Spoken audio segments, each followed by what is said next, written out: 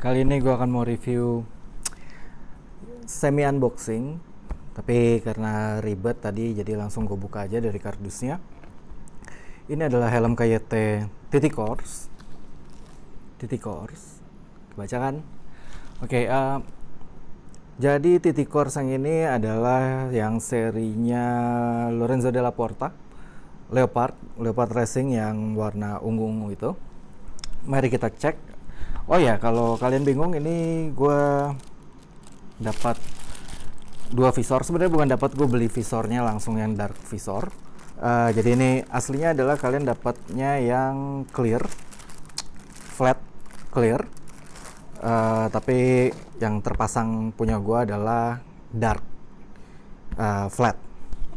Seperti yang kalian lihat tadi datang boxnya udah ada di awal video.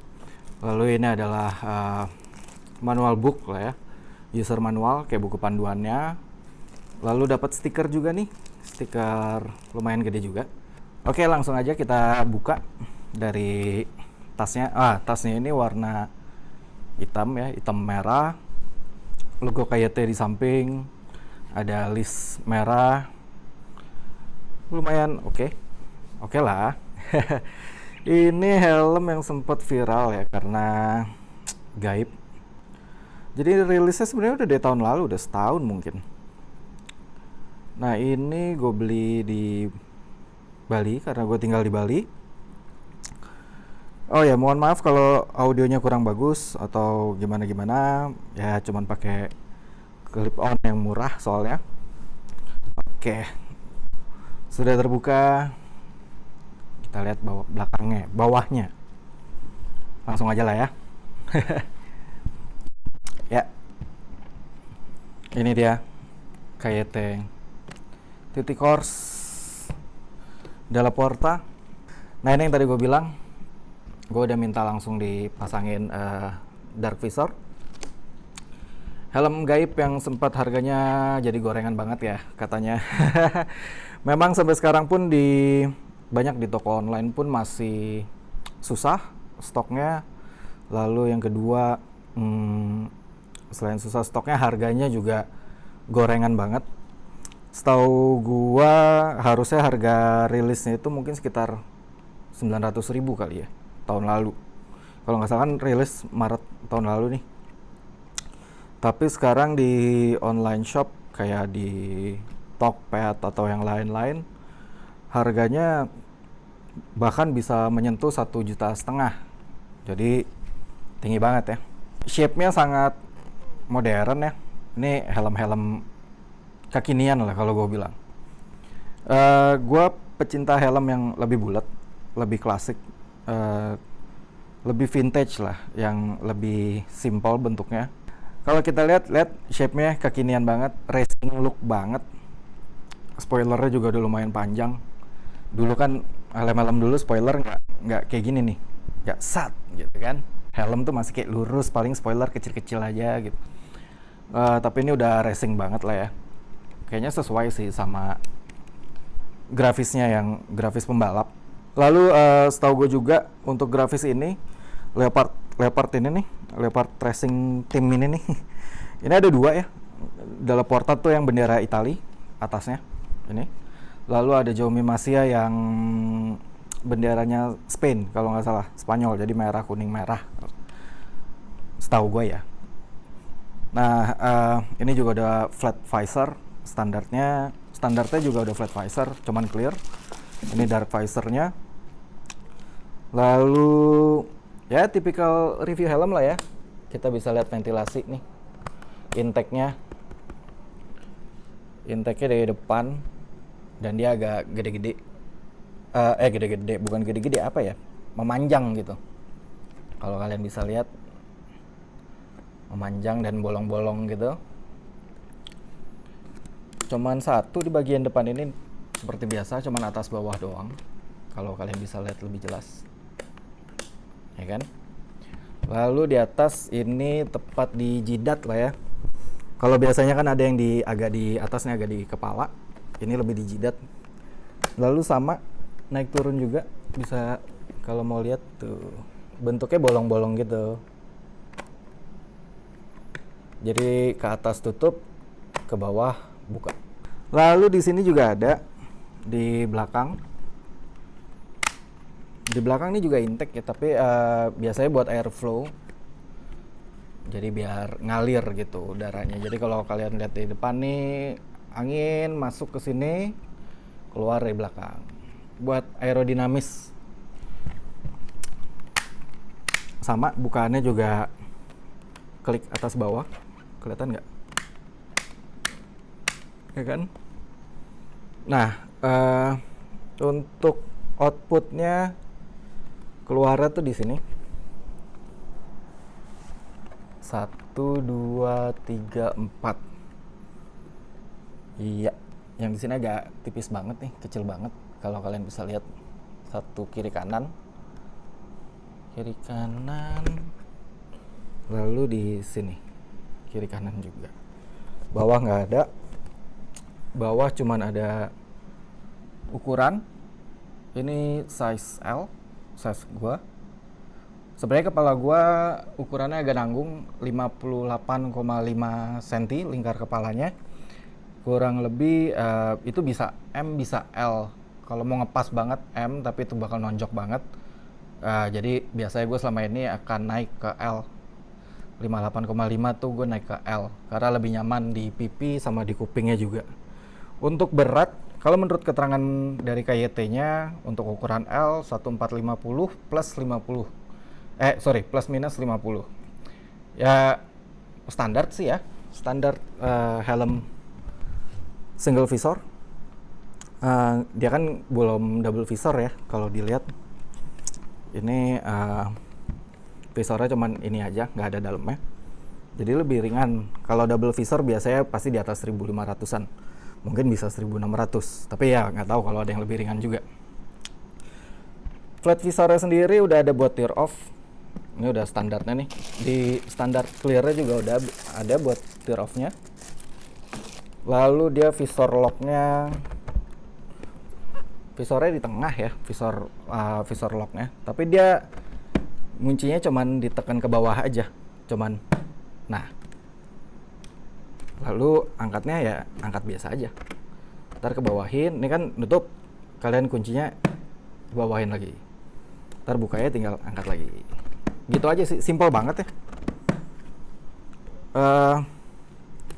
Kita lihat visornya, dalamnya seperti yang bilang tadi, ini single visor, jadi nggak ada visor tambahan lagi. Gue sendiri pecinta single visor karena lebih ringan biasanya helm-helm single visor dan lebih aman karena nggak ada space di sini. Biasanya ada space kosong di situ kan kalau double visor ya. Jadi ada jeda antara batok keluar, outer shell helm ini sama jidat kita nih, sama busa dalam nih. Itu biasanya ada selak kosong buat visor keduanya. Lebih cocok buat touring santai lah, jangan ngebut-ngebut lah. Lalu ini ada nose guard. Nose guardnya pendek banget, kecil ya, tuh, nggak yang tinggi-tinggi. Biasanya kan ada yang nose guardnya tinggi dan tegak, lebih tegak gitu. Ini tiduran banget nih, lebih tiduran, lebih kecil juga, jadi lebih enak sih dilihatnya sebenarnya. Lalu ini udah glasses fit juga, bisa dilihat di sini. Jadi untuk yang pakai kacamata ini udah pasti enak banget, udah pasti masuk.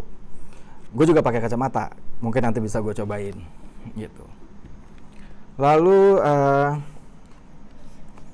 ini bagian dalamnya, busa-busanya. Lalu ini ada chin curtain nih. Ini lumayan ya, bahannya lumayan enak yang bolong-bolong gitu. Lalu untuk bahan busanya ya lumayan lah, nggak yang spesial banget kayak helm-helm premium yang harganya bisa di atas 2 jutaan. Tapi untuk harga yang kalau kalian bisa dapetin harga aslinya ya mungkin 900 atau 1 juta lah gitu, 1 juta pas gitu ya, masih worth it banget ya dilihat dari bentuk dan kualitas busa dalamnya. Tapi Kalau harganya udah gorengan sih, ini biasa banget sebenarnya. Kalau dibandingin sama helm yang mungkin 2 juta gitu ya. Dan yang pasti sistem pengunciannya udah double D ring, double D, double D ring, tentu aja, biar lebih safety. Sebenarnya banyak digunain di helm-helm balap ya. Ini kayak gini nih. Karena dia lebih kencang, karena ya kalau double D kan, kalau ini ketarik, kalau kita jatuh gitu ya, ini ketarik, dia malah akan makin kencang gitu. Dan untuk pemakaiannya memang buat sebagian orang ribet, tapi gue pribadi kalau kita bisa dapetin helm yang pakai double D ya pakai double D. Tapi ini kayaknya, oh ya, ini belum ada emergency quick release, jadi tidak direkomendasikan untuk, tidak direkomendasikan untuk dipakai balapan karena nggak ada emergency quick release juga. Ini bahan dasarnya termoplastik. Iya, kalau nggak salah. Biasanya helm-helm di harga segituan masih termoplastik. Tulisannya sih advance termoplastik, apapun namanya yaitu termoplastik.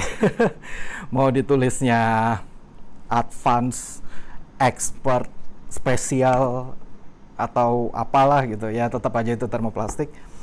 Kalau mau dipakai racing ada baiknya mungkin ya bisa tricomposite atau fiber atau karbon.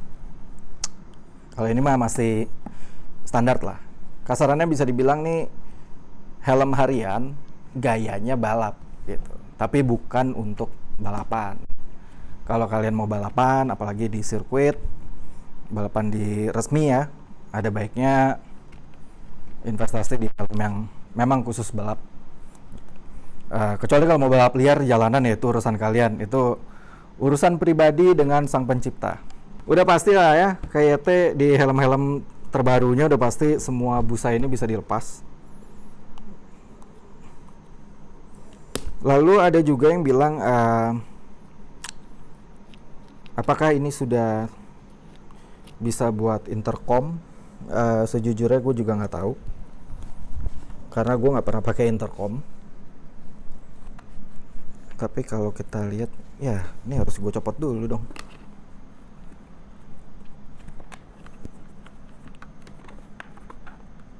Tapi nggak ada lubangnya sih, nggak ada cut outnya ya.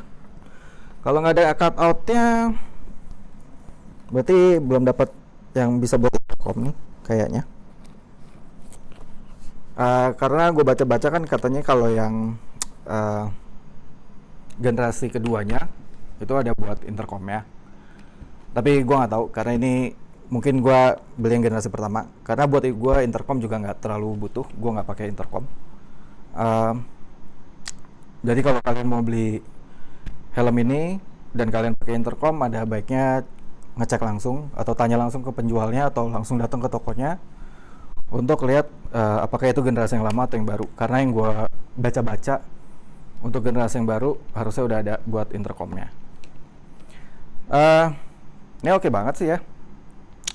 Nanti gue akan cek mungkin untuk road test kali ya, kita pakai di jalan. Karena rumah gue dekat jalan tol untuk motor. Nah itu enak banget buat ngetes helm. Bukan ngetes jatuh ya, tapi lebih kayak kedapnya angin masuk tuh gimana, ventilasinya gimana. Lalu apakah di dalam tuh kedap, maksudnya lebih hening lah, nggak terlalu berisik anginnya. Itu enak banget di jalan tol. Itu adalah sebuah ujian untuk helm-helm yang akan gue review. Untuk sementara segini dulu review gue. Mungkin kalau ada kekurangan mohon dimaklumi. Namanya juga episode pertama, masih grogi. Lalu mohon maaf kalau audionya kurang bagus karena ya alat-alatnya juga masih terbatas. Cuman pakai handphone nih.